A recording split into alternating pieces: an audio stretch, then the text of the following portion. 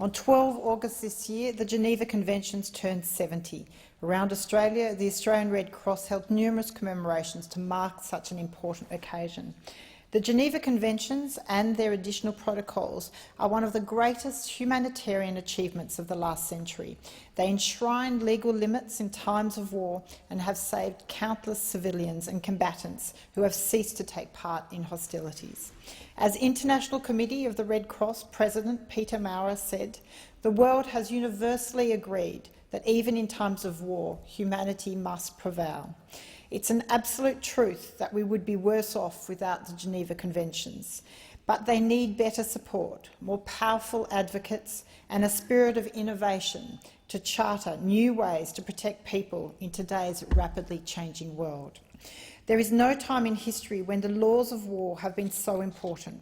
They protect people from the unacceptable risks and inhumane behaviour. Under the laws of war, the Australian government is required to train its armed forces and others in Australia about the rules and limits of warfare, which it duly and effectively does. The Australian Red Cross also plays an active role in teaching Australians about the laws of war in peacetime. The great achievement of having every country on the globe sign up to the Geneva Conventions is that we drew a line.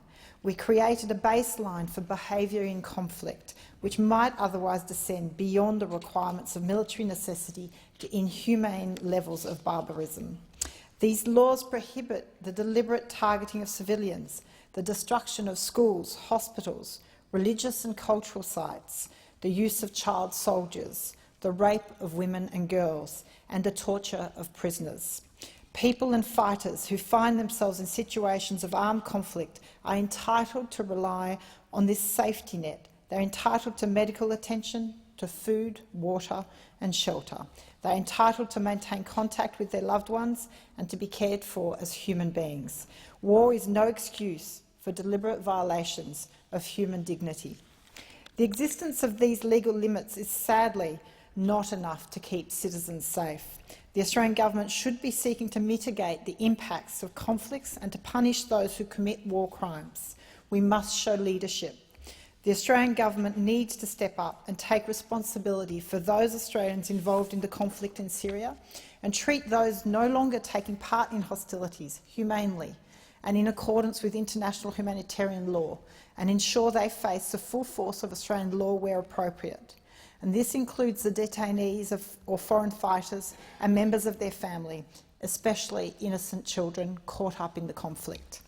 There are two international humanitarian law instruments that the Australian government has not signed, despite years of claiming it's considering to do so, and that is the optional protocol on the protection of cultural property in the event of armed conflict and the amendments to the Rome Statute of the International Criminal Court. Beyond these two gaps in our IHL architecture, the real issues are doing more to punish war criminals. Australia has jurisdiction to do so, and tackling the many issues that the world is facing, in particular global warming, magnifies impacts of conflicts by creating complex emergencies and reducing the risk of use of nuclear weapons. Australia should take action and be a leader on the humanitarian issues that we are facing, in particular global warming, because it exacerbates humanitarian needs in times of conflict. Tackling this will assist to avert disastrous humanitarian consequences, particularly in Africa. 9 of the top 10 countries most vulnerable to climate change are in Africa, and 7 of those 9 are affected by armed conflicts. In January this year, the Red Cross warned the UN Security Council that worldwide warming must be addressed. The rules of war specifically prohibit attacks against the natural environment that are intended to cause serious damage, such as prohibited to employ methods or means of warfare which are intended or may be expected to cause widespread, long-term and severe damage to the natural environment. These are very important requirements that must be further prosecuted and really upheld. The government should also advocate for the upcoming Nuclear Proliferation Treaty Review Conference in 2020 to reduce the number of nuclear warheads from the current estimate of over 13,800 and can work to have the 2,000 weapons on high alert to be reduced. Honourable members' time is